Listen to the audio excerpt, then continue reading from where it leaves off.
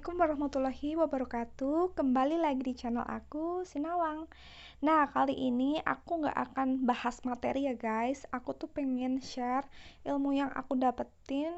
Nih, ilmu yang bermanfaat banget nih bagi kalian, orang tua ataupun calon orang tua.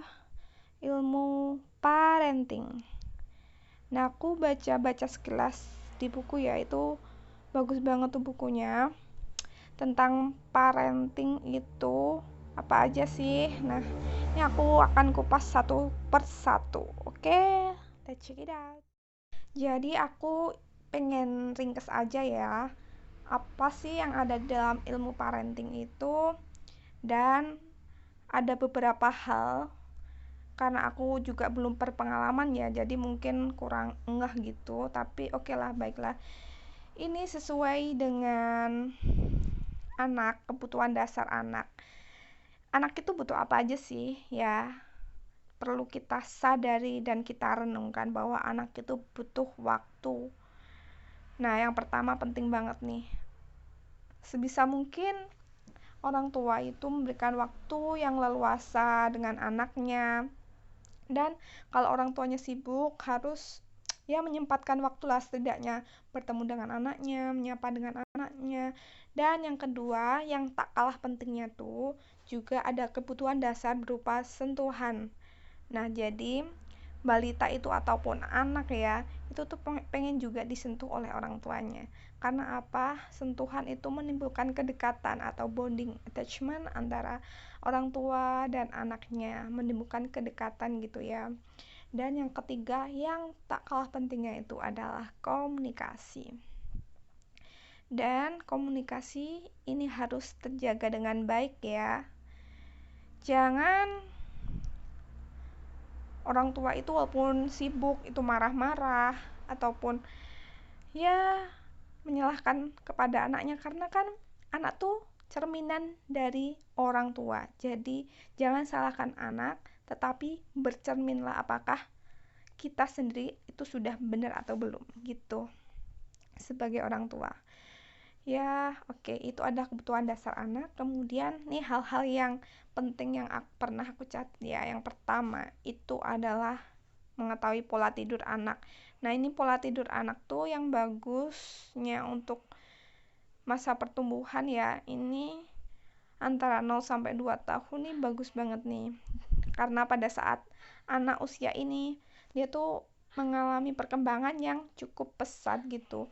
Dia mengalami pada saat tidur REM itu tuh dia menyerap informasi ya yang sangat banyak. Jadinya kalau bisa berikan afirmasi yang positif terhadap anak usia 0 sampai 2 tahun gitu.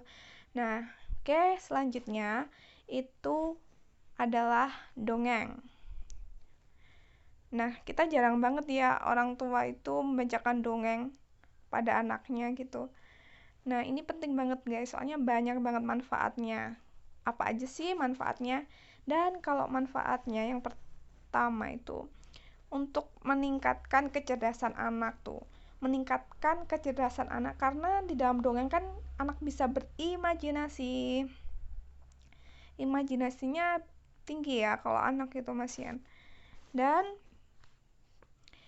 selain itu juga menimbulkan kedekatan antara si ibu atau si orang tua itu terhadap anaknya. Ya kan? Dan selain itu juga manfaat yang kedua ya, itu meningkatkan kecerdasan motoriknya. Duh, rame banget. Motorik ya, guys. Dan ini tuh sengaja ya untuk menstimulasi juga pada anak untuk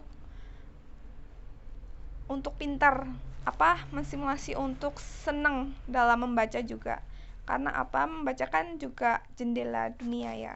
Jadi kalau kita tanamkan sejak dini, itu akan menanamkan pemikiran yang positif untuk menimba ilmu melalui membaca.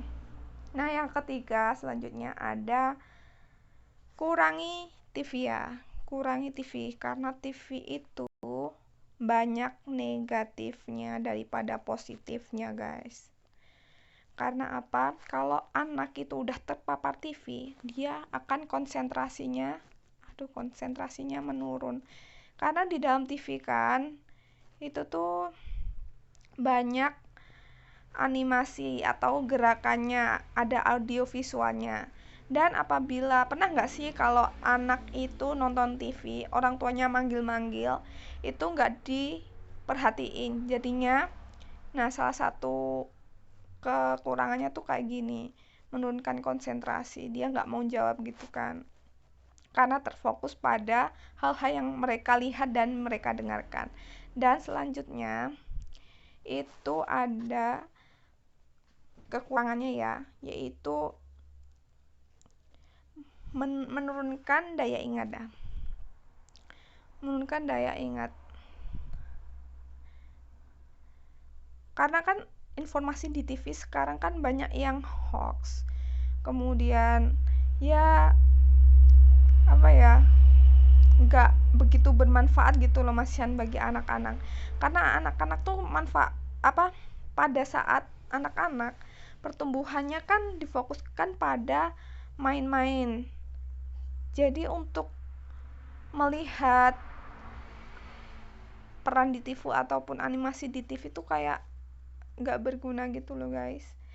Oke, mending main-main di luar gitu, mengenal alamnya, mengenal lingkungan sekitar, itu jauh lebih baik ya. Dan selanjutnya masalah makan ya, ini karena kebutuhan yang hakiki banget. Biasanya kalau anak makan itu kan pengennya sambil jalan-jalan, sambil bermain gitu. Sebenarnya kurang baik gitu ya. Kalau makan itu kita biasakan kalau bisa di meja makan, biar anak itu punya kedisiplinan gitu. Dan batasi waktu makanan juga biar nggak molor. Nah itu juga meningkatkan kedisiplinan juga. Tapi jangan pernah untuk memaksakan kehendak anak ya. Jangan dipaksa, kalau nggak mau ya udah.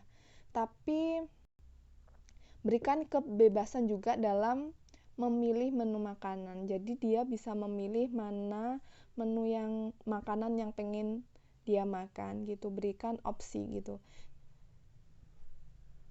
Dan yang selanjutnya, nah yang kelima itu mengenai sibling ataupun punya adik baru lagi. Karena apa? Yang perlu dipelajari karena dia merasa bahwa kalau nanti punya adik, perhatiannya itu akan tercurahkan pada adiknya. Jadi sebisa mungkin itu perkenalkan adik secara dini. Nah mulai dari kehamilan ya, dari masa kandungan gitu, perkenalkan.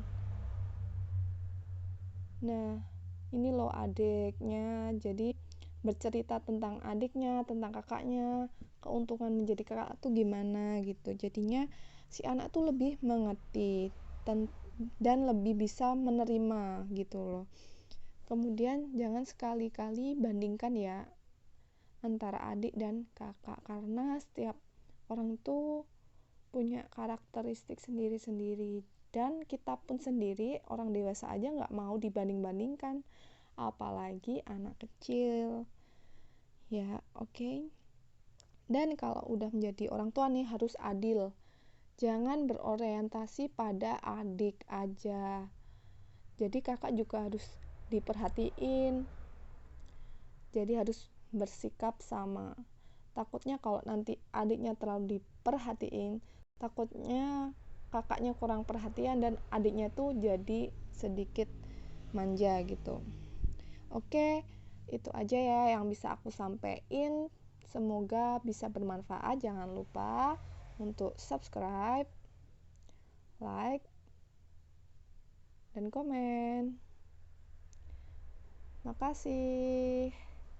Selamat menjadi calon orang tua ataupun orang tua yang bijak.